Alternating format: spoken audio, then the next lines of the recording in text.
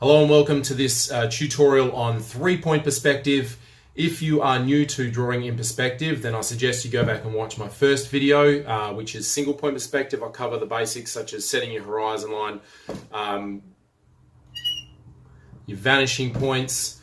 I look better in the first one as well. I had my hair done and I had a button shirt. I've completely regressed. I look shabby now. Anyway, I've regressed. Your skills are going to progress. Three-point perspective. Let's get into it.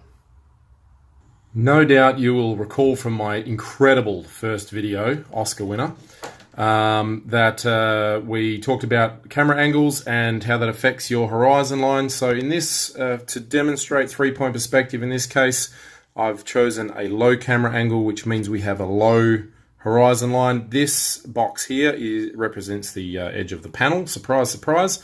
And I've already set my vanishing points 1, 2, and 3. Three-point perspective. So let's take a look at how we work toward these vanishing points to create a scene in three-point perspective.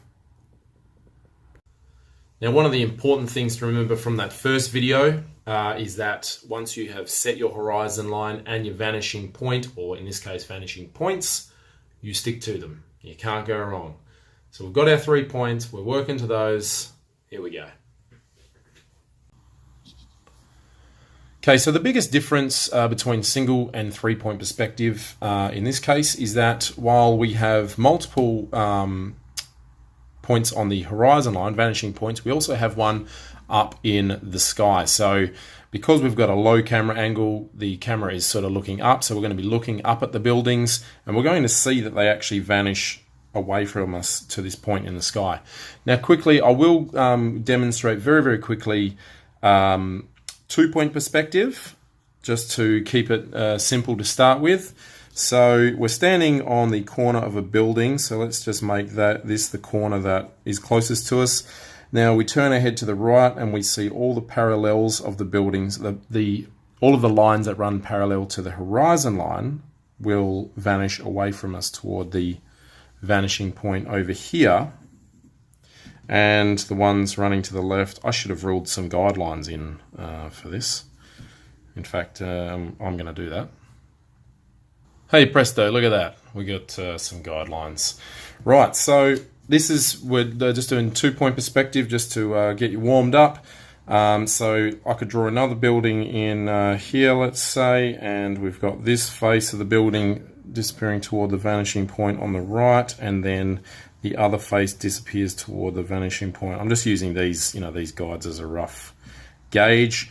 Let's say I draw a door on this side, this face of the building. We've got our uprights for the door, and then the top of the door, which runs parallel to the horizon line, goes down on the angle toward the vanishing point there. And we've got another one here.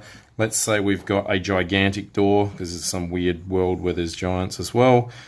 On the other side of the building, it would disappear toward that vanishing point there. So that's basically two-point perspective. Everything running to the right disappears to the perspective point over here. Everything running to the left, so if we have some windows, for instance, they would be running on the left side of the building. They would be running our verticals. Because this is two-point perspective, our verticals remain vertical, but at the top and bottom of our windows goes toward the vanishing point. That's two-point perspective. Now we're going to incorporate this fantastic vanishing point up in the sky, and this is where it gets really good. Right, so you can still kind of see the guides that I've got there. I've removed the buildings. Now, in two-point perspective, as I mentioned, your verticals would remain vertical in this instance, the way that I've been drawing it. So three-point perspective, our verticals are now going to run toward this point up in the sky.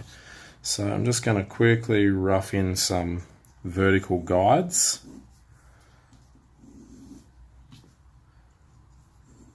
You start to get all these lines on the page. It looks confusing, but you stick to your vanishing points. That's all. So here we go. We're going to draw that same kind of thing. The this one here runs vertically up because it's in the middle of the, it's directly underneath the vanishing point, runs directly up. The top of the building on the right goes vanishes toward the vanishing point there. But the far edge of the building, instead of going vertical, now vanishes toward our vanishing point up in the sky. So, and then I'll just quickly pop this one in on the left, and again the vertical now goes up. So you can imagine that you are, the camera is really low to the ground, low to the horizon line in this case. Looking up at the building, you can see that it's vanishing away from us. So again, if we want to put some windows in, we still have the tops and bottoms disappearing toward the perspective points on the left and the right, roughly. But now the verticals travel toward the vanishing point up there. If we were doing a 3-point perspective and we did not go toward the vanishing point up top, it would look really, really ridiculous. It doesn't look right. That looks right, that does not look right. I'm sure you can agree with that. So just as it was with single point perspective, we have a vanishing point, we stick to it. So, but with 3-point perspective, obviously we're working with 3, and you just go to the appropriate vanishing point. If you're new to this, start with something simple. Start with blocks like I did with this building, and get the feel for working toward your vanishing points. I promise you it is super easy. The great thing about 3-point perspective is that it looks impressive.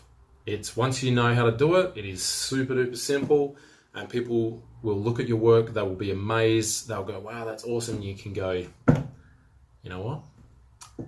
You're right, mate. That is amazing. I did that. But secretly, you know that it was super basic.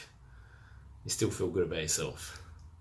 Anyway, I'm going to draw this scene in, working toward the 3 points of perspective to better demonstrate. I'm going to add a few bits in, and I'll time lapse that so you don't get too bored. And then we'll look at the final result. Now, because it's just a rough demo, I'm not using a ruler like I normally would to make sure that my lines are going directly to the vanishing point. But yeah, like I said, it's a rough demo, so it's just to give you a general idea. If you want it to really look right, use a ruler, and all your lines will go where they should. Unlike some of mine in this demo, they're a little bit off.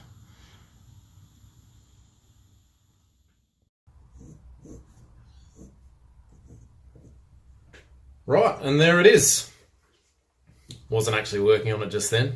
I finished it during the time lapse, but just thought I'd pretend like I was still drawing it just for the sake of the edit. Anyway, let's take a look. And there it is, just as you would have seen it at the end of the time lapse. No different. So we've got all of our lines traveling to one of the 3 vanishing points there. We're down low, so we've got, you know, this, whatever this thing is, I don't even know, that's above us, so we can see the underside of it. We're looking up at the buildings as they vanish away from us. The traffic light vanishes away from us. The street light, even a little sign towering over us, disappears toward the vanishing point. You would have seen that I kind of drew this line here and then erased it. I'm working very, very roughly here. If you're working toward perspective, you're much better off using a ruler. But for the sake of this, I was just being lazy. And a line like that is going nowhere. It would have looked like it was out of perspective. And so there we have it, drawing in 3-point perspective. Now, if you're new to drawing in perspective, it may still seem a little bit confusing, but give it a go. I promise you it is easy. You will pick it up, you'll get a feel for it, and you'll be drawing like an absolute legend in no time. Learning to draw in perspective really is worthwhile. The impact that it has on your work is quite dramatic. And like I said earlier, people will be impressed. I can promise you that. If you have any questions, need me to clarify anything, you can always leave comments down in the section there. And other than that, thanks for watching. I hope it's been helpful, and catch you next time.